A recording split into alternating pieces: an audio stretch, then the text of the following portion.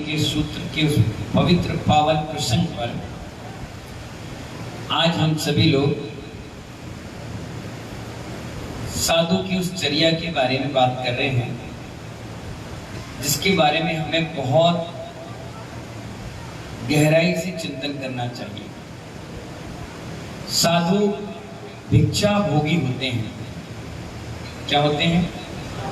भिक्षा का मतलब आहार को ग्रहण करना, किसी और के यहाँ जाकर के, है ना। आचार्यवन कहते हैं साधु भिक्षा भोगी होते हैं, अर्थात जो भिक्षा भोजन करके जीवन व्यतीत करते हैं वही साधु कहलाते हैं। आचार्य कहते हैं वे दुनिया के सबसे सुखी व्यक्ति हैं। नीलेश कौन है सबसे सुखी? विनोद कुमार जी, प्रेमचंद जी, नीलेश जैन, काली, मगरोनी, कौन है सबसे सुखी व्यक्ति? दिगंबर साधु, सबसे सुखी। ना उसको आज की चिंता महाकाल, न कल की चिंता। कल कहाँ चौका लगना है, कहाँ जाना है, क्या करना है, ये हमारा विकल्प है ही नहीं। हम तो 10 बजे चौके का पानी का इंतजार करेंगे, जो लाकर दे देगा वहां चले जाएंगे। और लेकिन आप क्या करते हो सिद्धार्थ भाई? नोएडा क्या करते हो? जब नोएडा से चलकर आए होगे तो रास्ते भर ये सोचे होगे कि दोपहर का भोजन कहाँ करेंगे, शाम का भोजन कहाँ होगा, अच्छा रात्रि को दूध कहाँ पिएंगे, सुबह नाश्ता कहाँ होगा, कल का कहाँ भोजन होगा, तब जाकर मैं घर पहुंचूंगा। कितने विकल्प आपके मन में आए होंगे। लेकिन निर्गंत साधु चलता है तो रोटी अपने आप उसके पीछे पीछे पहुंचती कि हाँ इस जगह पर उनका चौका लगेगा, यहाँ आहार होगा। आचार्य कहते हैं इस दुनिया में सुखी वही व्यक्ति रह सकता है जिसको कल की चिंता नहीं है। महावीर भैया समझ में आया? रवि डायमंड क्या समझ में आया? कल की चिंता नहीं है उन्हें, ना कल की चिंता, ना आज की चिंता, ना आने वाले कल की चिंता है। एक ब्रह्मचारी भी होता है ना, उससे भी कल, आज और कल की चिंता नहीं होती। इतना बड़ा प्रभाव दिगंबर आमनाओं में है। आचार्य मन कहते हैं जैन साधु गोचरी के लिए जाता है। किसके लिए जाता है? और गोचरी शब्द श्वेतांबर समाज में बहुत ज्यादा प्रचलित है, जबकि ये हमारे जैन आगम में पहले ही लिखा हुआ है साधु गोचरी के लिए गया। काली ढंग से बैठ के बताओ क्या कहा मैंने? गोचरी। गोचरी का मतलब गाय की तरह चरना। नीरू गाय की तरह तुम लोग भोजन करते हो तो भोजन खाना ये सब चीजें हैं, लेकिन निर्गंत साधु जो आहार करता है उसे कहते हैं गोचरी। गोचरी का मतलब गाय की तरह भोजन करना। गाय जब भी भोजन आप डालोगे वो कभी निगाह उठाकर नहीं देखती किस व्यक्ति ने दिया, कौन था, गरीब था, अमीर था, सुंदर था, काला था, लूटा था, मोटा था, पतला था, हमारा मालिक था या नौकर था, कौन था, हु आर यू, पता ही नहीं। आपने डाल दिया, उसने अपने मुंह लगाया, धीरे धीरे चुपचाप धीरे धीरे खा लिया, और उतना ही खाती है जितना वो पचा पाए। ओवरडोज नहीं खाती, ज्यादा इतना नहीं खाती वॉमिटिंग करे, दस्त लग जाए, कोई सिस्टम उसका नहीं होता। और चुपचाप शालीनता से एक बार भी चिल्लाती नहीं कि पानी दो, एक बार भी ये नहीं कहती कि नमक कम है, एक बार भी ये नहीं कहती मिर्ची ज्यादा है, ये भी नहीं कहती कि ज्यादा लाओ और कम लाओ, और बड़ी शालीनता के साथ इस वक्त निक्की वो खा लेती है। और वही खाती है जो उसे खाना है। अगर आप उसमें अटरम सटरम मिला के भी डाल दोगे तो बिल्कुल नहीं खाएगी और चुपचाप शांति से भोजन कर लेगी। आचार्य ने कहा कि मुनियों के भी गोचरी वृत्ति होना चाहिए। जब अंजलि में आहार लेते हैं तो चेहरा देखते हैं कि हाँ आप ठीक ठाक है, बढ़िया है, बस। कोई ऐसा व्यक्ति तो नहीं है जिसे सफेद दाग है, कोई ऐसा व्यक्ति तो नहीं है विवृत जैसा है, नहीं।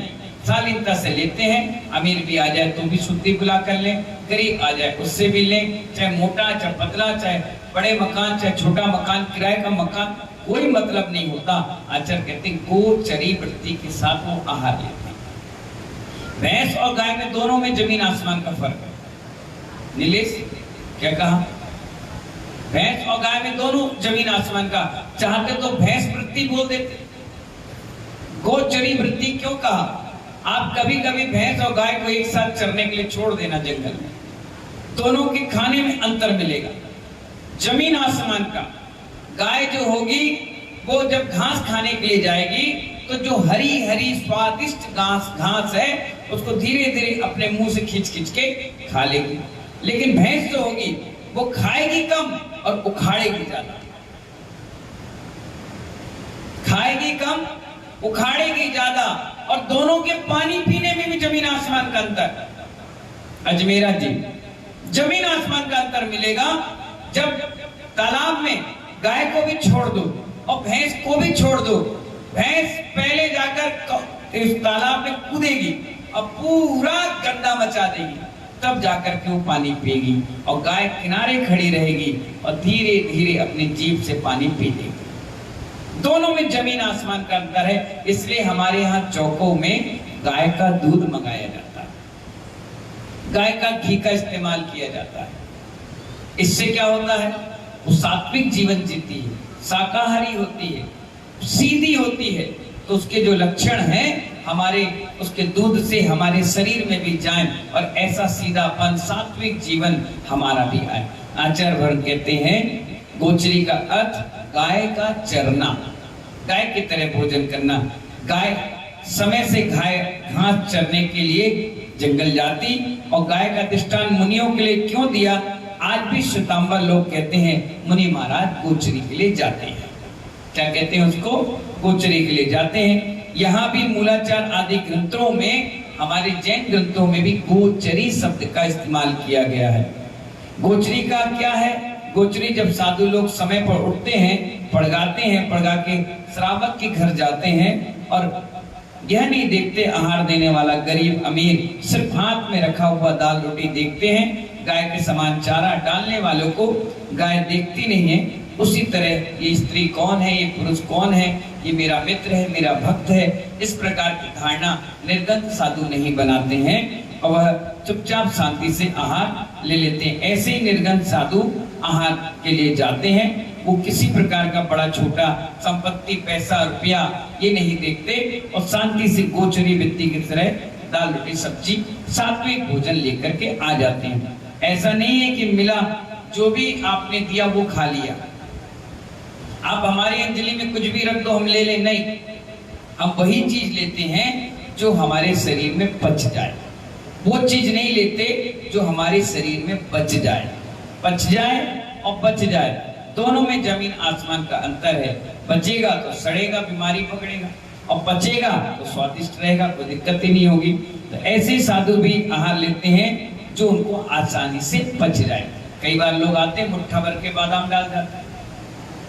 अब साधु एक टाइम भोजन करना, एक टाइम गया, बैठ रही है दिन भर, पचेगा नहीं तो क्या होगा, वो सड़ेगा, बीमारी का लक्षण बनेगा। इसलिए साधु क्या करते हैं, वर्षा योग और चातुर्मास में नियम ले लेते हैं, इन चीजों का मेरा त्याग, ये चीज हम लेंगे, इसके अलावा त्याग। क्यों, क्योंकि 4 महीने उसको बैठे ही रहना है और 4 महीने के बाद वो चलते हैं तो अपने हिसाब से डाइट बढ़ा लेते हैं, जिससे उनको चलने में प्रोटीन चाहिए, शरीर में ताकत चाहिए। अब 20-25 किलोमीटर दिन भर चलते हैं, दोनों टाइम चलते हैं, तो उनकी डाइट वैसी बढ़ जाती है। इसीलिए जो भी आपने दिया वो खा लिया, ऐसा संभव नहीं है। जो उनको बच जाए वो चीज वो आहार में ले लेते हैं। और कोई भी साधु शरीर बनाने के लिए आहार नहीं करता। क्या नहीं करता, शरीर बनाने के लिए कोई साधु आहार नहीं करता। अगर शरीर बनाने के लिए हम आहार करते तो 24 साल में कल्लू मगरोनी से भी मोटे तगड़े हो जाते।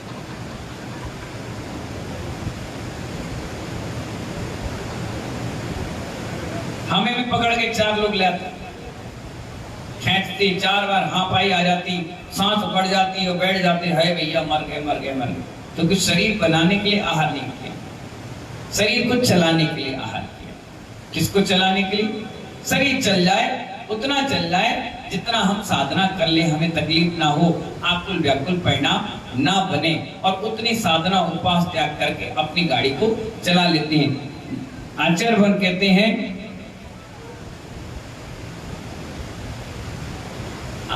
साधु जो होते हैं वो भ्रमरी वृत्ति की तरह आहार करते हैं। कभी चौके में गुस्सा नहीं किसी को डांटना नहीं, किसी को कष्ट नहीं देते।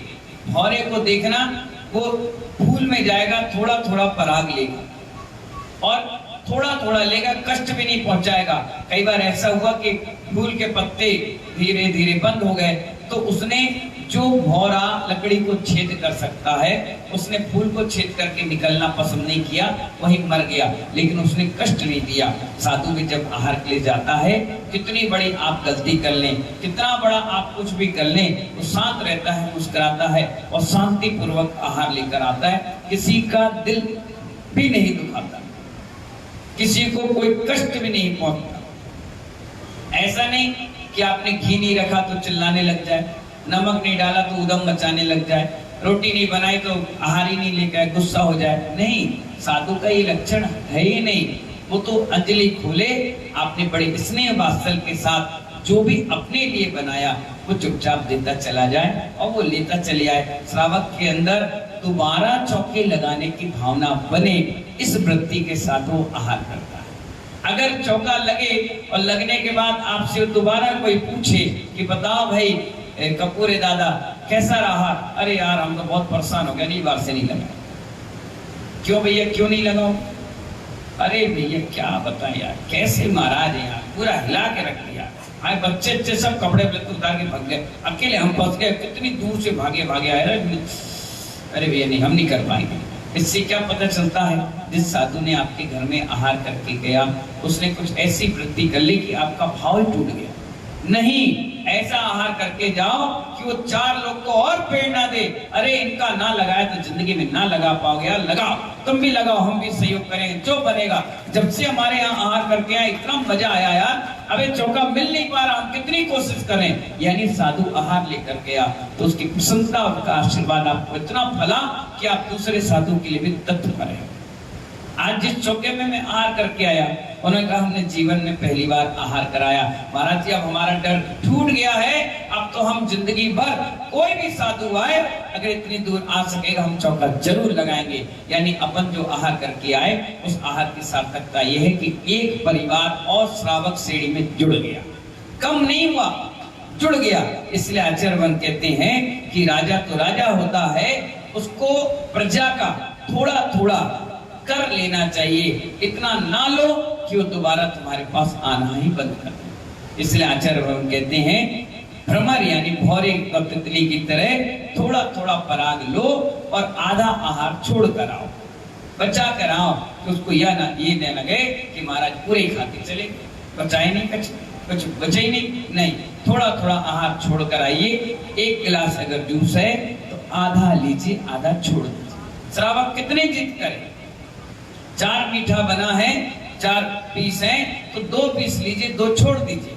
6 रोटी बनी है तो 3 लीजिए, 3 छोड़ दीजिए। चाहे आपका पेट भरे चाहे ना भरे, इतना आहार मत करो कि आकर तुम्हें नींद आए, झोंके आए, समाहित ना हो पाए और दिन भर डकारे आते रहें और कमंडल पकड़कर तुम्हें बार बार जंगल जाना पड़े। उतना आहार लो कि तुम्हें पच जाए और तुम्हारी साधना हो जाए। इसे कहते हैं गोचरी। क्या कहते हैं? और यही गोचरी, यही भिक्षा योगी हमारे साधु करते हैं। और यही क्रिया आज से कई वर्षों पूर्व भगवान आदिनाथ, भगवान चंदापू, भगवान शांतिनाथ, भगवान महावीर स्वामी और उनसे पहले जितने भी तीर्थंकर हुए, सभी ने इसी क्रिया को अपना करके अपने गर्त पूर्ण करके अपने जीवन को निर्माण की प्राप्ति करी। और यही क्रिया हमारे आज के निर्धन साधु कर रहे हैं, जिससे आप सभी लोग दान पुण्य करके साथ पुण्य की प्राप्ति कर रहे हैं। इसी क्रिया को दान पुण्य करने की क्रियाएं कहते हैं। और निर्धन साधु के चतुर्मास होते हैं। ये क्रिया उस समय बड़ी बारीकी से समझने का मौका मिलता है। रोज रोज आहार, रोज रोज उनकी व्यवस्थाएं देख देख कर आदमी हर चीज सीख जाता है और मरते दम तक इन चीजों को नहीं भूलता। इन्हीं मंगल भावनाओं के साथ सभी को बहुत बहुत मंगल आशीर्वाद। जय बोलिए आचार्य गुरुवर विराट संगति महामंडराज की।